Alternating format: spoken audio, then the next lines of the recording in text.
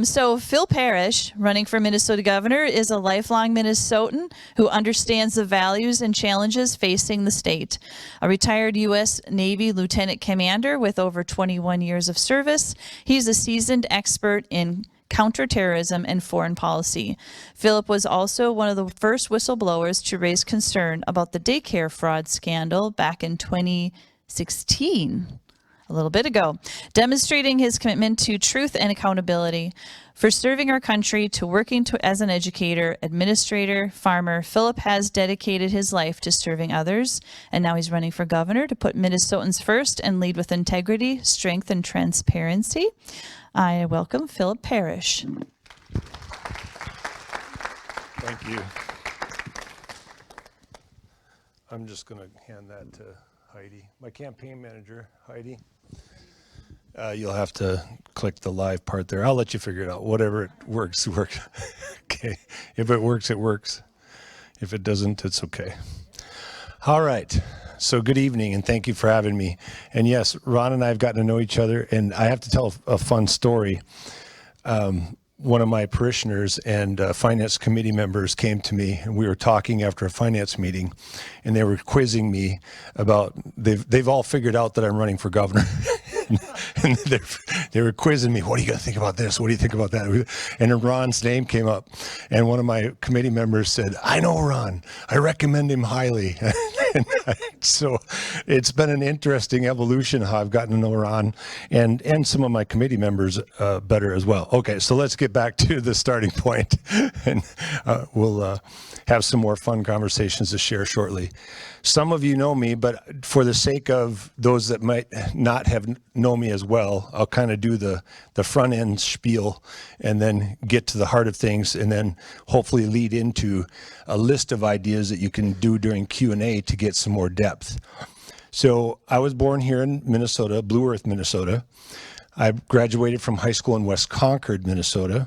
I went to college in Mankato. I became a teacher. I taught music, K-12 music, for all things, 13 years of teaching, and became a principal. And my first principal job was in Austin, Minnesota at Girard Treatment Programs.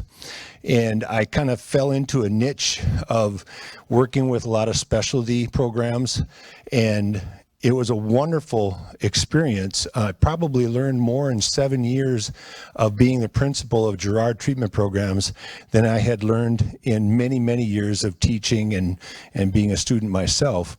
And working with the Department of Human Services, working with the Department of Education, working with law enforcement, working with all these different, in the clinical staff, working with emotional behavioral disorders, all these different aspects of trying to help children, it just enlightened me with so many different aspects of my life kind of came together with that job.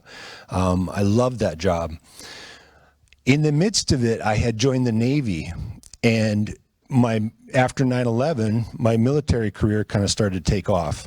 So I was deployed fairly quickly after 9/11. I bounced back and forth from my principal job to on active duty for a few years. And then I accepted a direct commission and went from enlisted ranks to an officer ranks, and immediately was deployed in 2008. And I spent 11 years overseas on active duty, primarily counterterrorism and foreign policy. But my last set of orders was with Special Forces out of Fort Bragg. And I was attached to a task force that was doing follow the money work. That follow the money work led to, we were building target packages. We're going after money couriers. And the money couriers, how they were getting the money, where they're getting it from, where it's going to, what they're paying for, terrorist activities, or whatever the money's going to, try to explain to leadership what's happening. Well, you can imagine where I'm headed with this. The primary connection to all of those activities all led back to Minnesota. I became very upset and very discouraged, and a lot of my colleagues were very upset as well. And I was in that task force at the end of the second term of Obama administration, and I was in DC, the transition to the first Trump administration. And I would love to bore you to tears with stories just about that experience, but we'll keep moving forward. At the end of the day, I get done with my last set of orders, I come back home, and then in summer of 2017, I was speaking with my wife and friends, and I just knew I had to keep talking about what was going on. And plus, I made a promise to some of my colleagues, hey, this is pretty serious. We've got to figure this out because this is hurting our citizens. And what you're all being told is such lies. I'll get fast forward to part of my speech, but keep in the back of your mind wire fraud and mail fraud. Wire fraud and mail fraud. Racketeering. And I'll explain. And Ron's probably going to scold me or help me out later on because he'll do the real legal language about it. But I filled out a federal RICO referral against Tim Waltz just this last October. I can't say that it's my federal RICO referral that tipped the scale, but were you hearing much about the fraud in, prior to December of last year? Well, I wrote that referral in October, and okay, I'm skipping ahead. Get discipline, self-discipline. Okay, so let's back up just a hair. I'm running for office in 2018 because I made a promise to myself and my family, this can't go on. It has to be exposed. And so it became a whistleblower in 2016 and 17, I couldn't publicly speak until after I was off orders. I hope you understand that. Sometimes I get criticized about that, but criticism, whatever, water off a duck's back. And in 2018, I became very vocal and even had death threats in 2018 because I was speaking so aggressively about the refugee resettlement programs and how it was connected to the fraud. And I know for a fact that leadership was told how many non-government organizations were listed as fake organizations and LLCs, limited liability companies that were listed as fake LLCs, and the fake children and the fake buildings. Fast forward now, you can all see, because most of you have seen the Nick Shirley videos. It is that bad and worse. I mean, think about this, the sickness of this. Autism programs.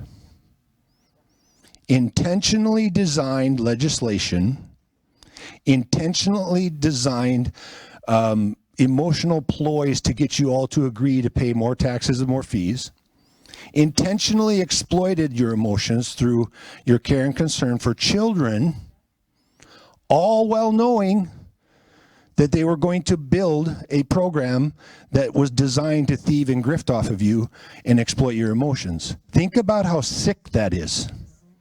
You can apply that same principle to every aspect of the fraud in Minnesota. In fact, one of the things I hope comes up in the Q&A is the article I wrote. If you type in 30-year heist on my website in the news tab, 30-year heist, you'll see several articles that I've written about the 30-year heist and false heroes.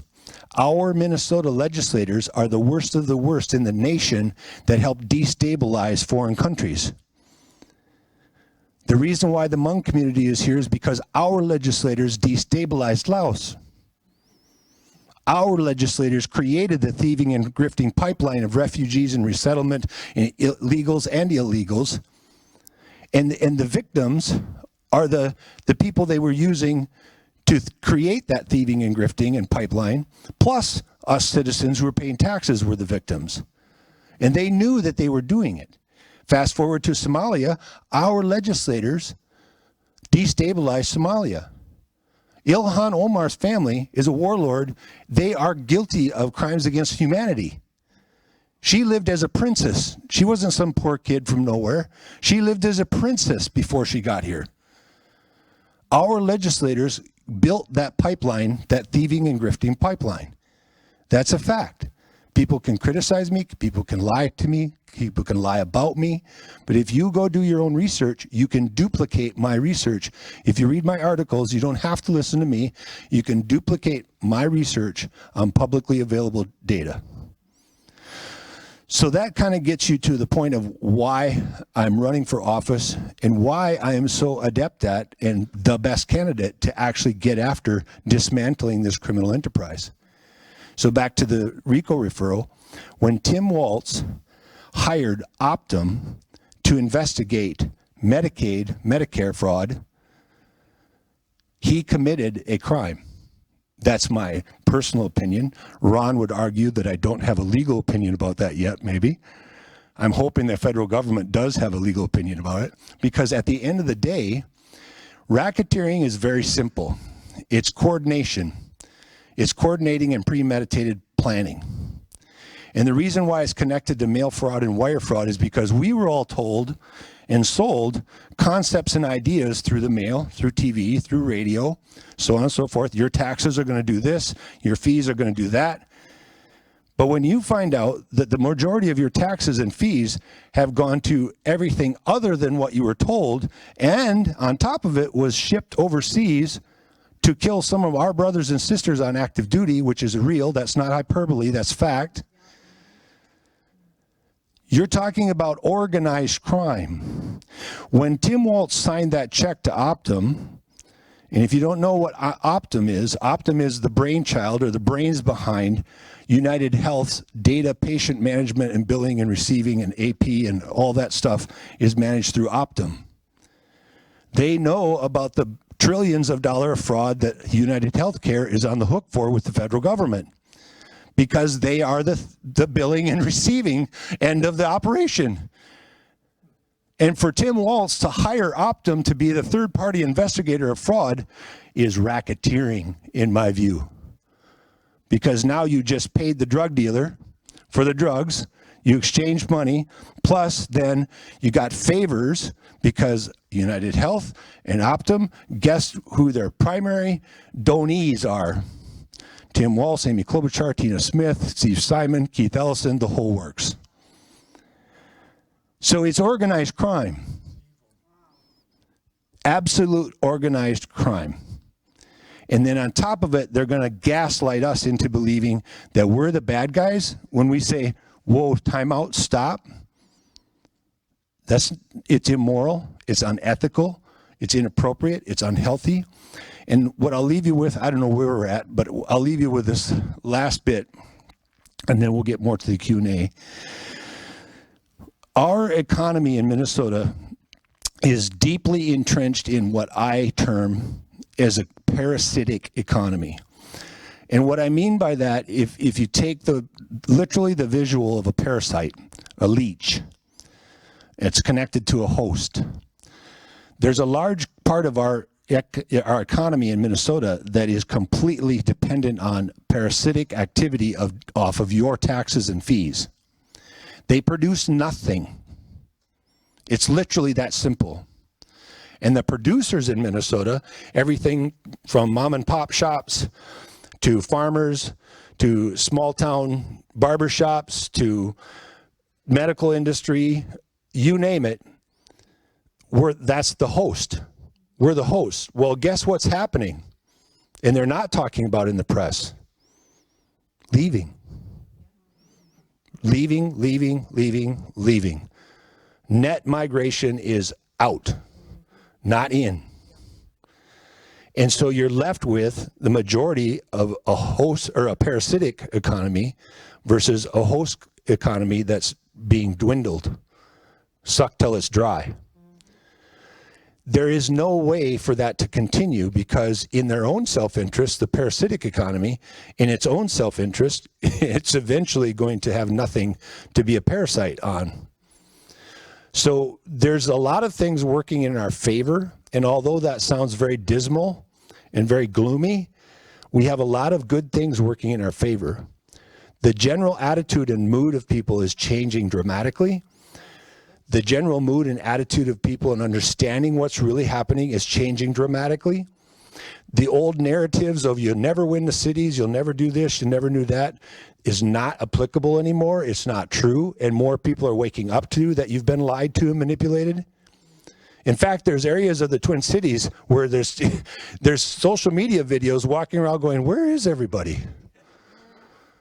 There's businesses building after building. It's so pervasive that some of the press has had to admit to the fact that realty companies are starting to do studies in the Twin Cities area to understand why the values of the property have been decimated.